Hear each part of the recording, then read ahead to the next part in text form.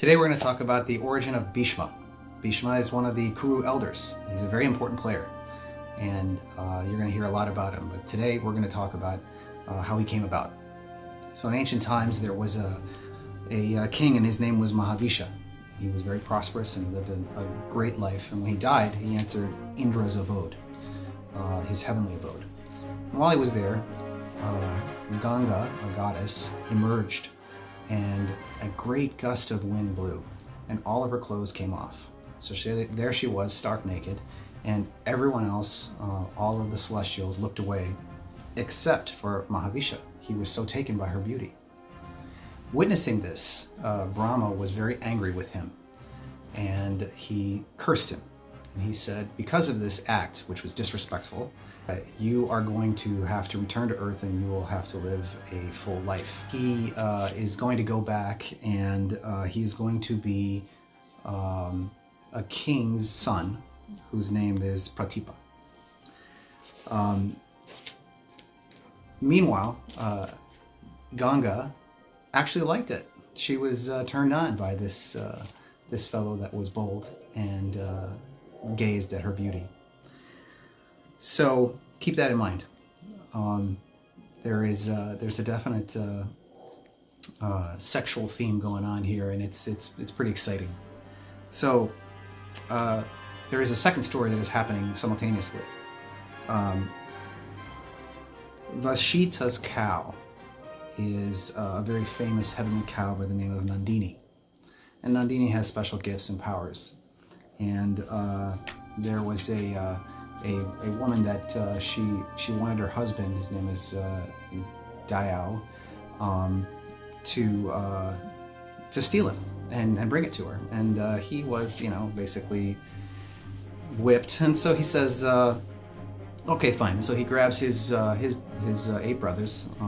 They are referred to as the Vasus, and they go and they steal them. The act in and of itself was forbidden, and Rishi Vashishta heard about it. He demanded that the cow be returned, and he also had to give them a punishment. And so the punishment worked something like this: all of them would be forced to return to Earth. That was the punishment. The 7 brothers that participated would only be there for a short time. They would return to heaven quickly, so their punishment was light.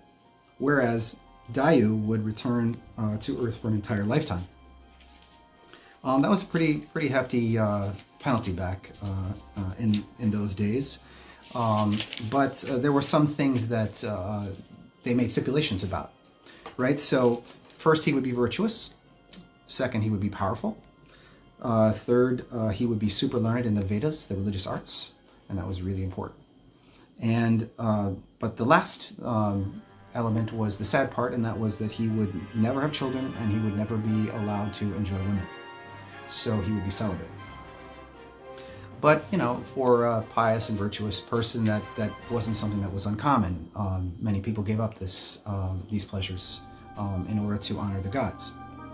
So these Vasus asked as a favor if Ganga would be their mother while they were earthly beings, because they didn't want to have some earthly mother. They wanted a celestial one.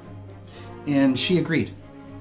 Remember, she liked this king, and so she knew that there was a possibility that she could maybe meet him and maybe develop something in a relationship. So while this is happening, Pratipa did in fact have a son, and his name was Shantanu. Well, Shantanu is actually the king. He is Mahavishya, but he's reincarnated as Shantanu, which is pretty cool. Now, when Shantanu is walking along the river, Ganga emerges, and she is just as beautiful as she was when she was in heaven, of course, and he is totally taken by her. He is smitten, and he can't really think about anything except her beauty. And she's pretty turned on by this dude too, and so he says to her, in a nutshell, he says, dear lady, you are clearly not protected by anyone. Let me be your protection. Come and be my wife. And she says that, you know what? She's like, I will be your wife, but there's a stipulation. There's always a catch. And she says, we will live a beautiful life together. I will be at your side all the time under one condition, and that is you never question me. You can never treat me badly, and you can never shout at me. And Shantanu says, without question, immediately, yes, so be it. He agrees. And so they begin their love affair. And it is a great love affair. And they engage in every possible form of pleasure. And she is then, she becomes pregnant. And immediately after the child is born, she grabs the child and she runs and she throws the child into the river. Okay, a little weird. But again, that was part of the deal, that he would not ask any questions. And she does this again and again and again and again. But on the 8th time, he can't take it anymore. And so Shantanu says, stop. You are essentially a murderess. You have killed all of my children, and I want heirs. And so she says to him, okay, now I'm going to tell you the real story. Those 7 children that I killed, I actually released. I sent them back to heaven. Those were the 7 brothers of Dayu, and I am fulfilling my destiny. So it was written in scripture. However, you did break our contract, and so now I will leave you. But this son will remain, and this son will be yours, and he will live a full life, and that's my gift to you. Shantanu is obviously heartbroken, but he understands, and he asks her if she would take the boy with her and raise him until he's ready to come and live with him, and she agrees. So she takes him away, and one day he is out on the river, and he notices that the river current, which was very strong, suddenly stops. And so he approaches this area where the water is now stopped, and he notices that there is a young boy, and he has essentially used his arrows. You'll see a lot of this in the Mahabharata. It's all about archery, that being the weapon of choice. And he has dammed the river. He has stopped it using his gifts. And then the boy vanishes. And so he shouts to the river, Ganga, please reveal my son.